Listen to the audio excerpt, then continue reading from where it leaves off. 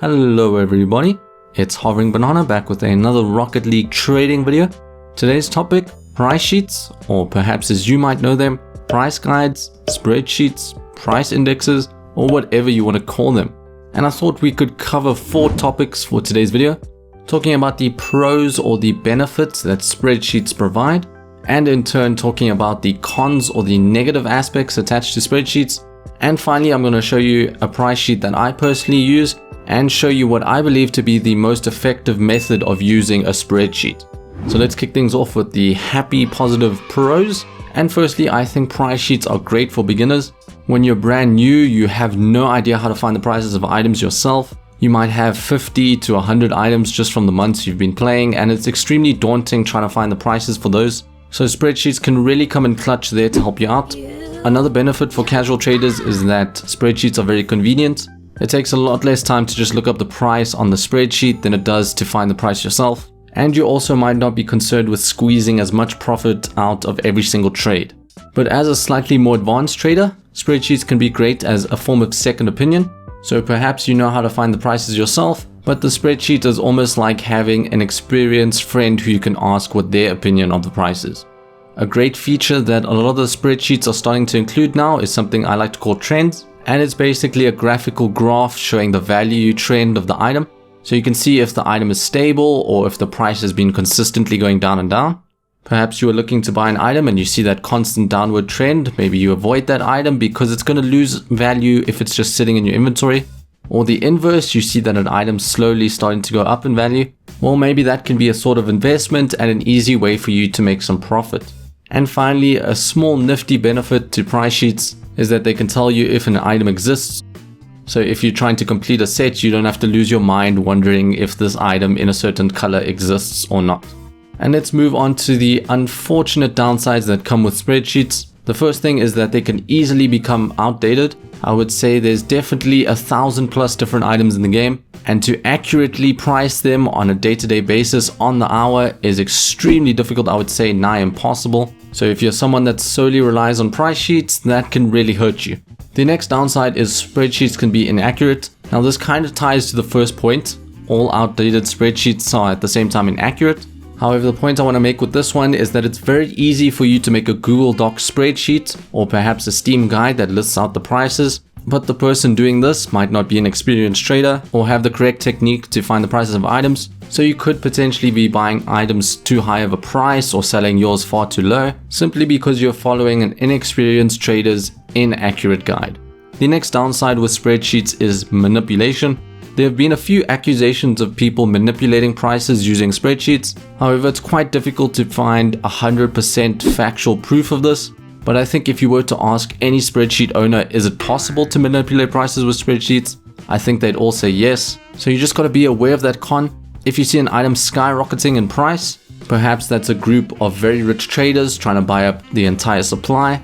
You might end up buying in at the top range and then they all decide to sell it and you lose yourself a ton of keys.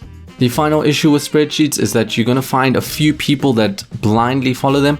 Over my 2 years of trading, there have probably been over 100 different people that have invited me, told me my offer was garbage, linked a price sheet to me, and proceeded to swear non-stop.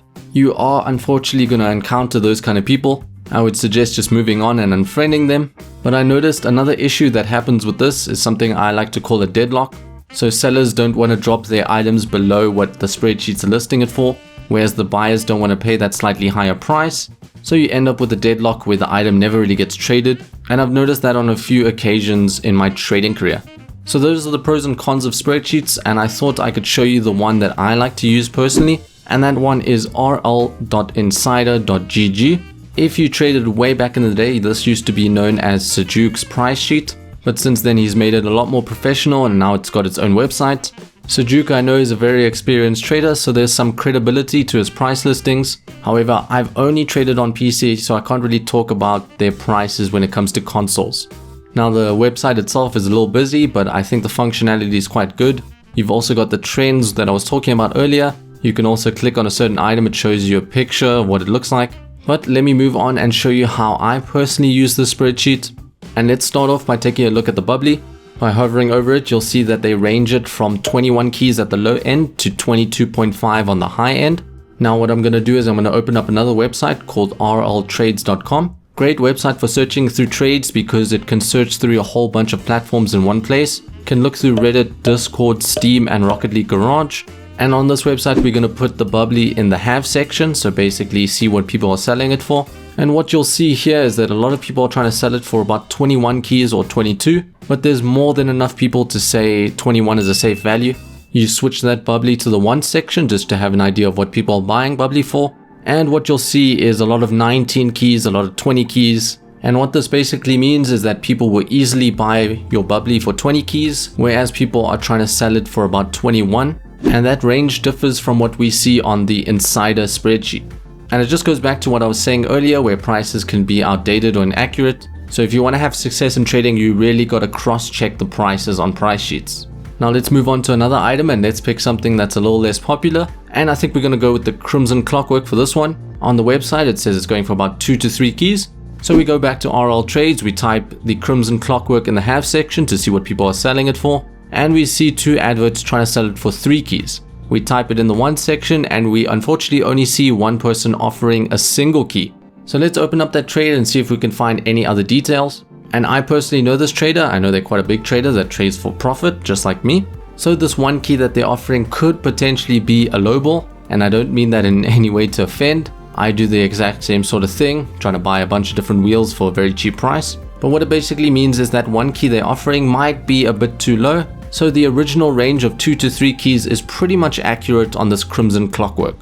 And for the final item, let's pick something that's bottom of the barrel and let's go with a burn sienna chainsaw. The website lists it at 0.2 to 0.33 of a key.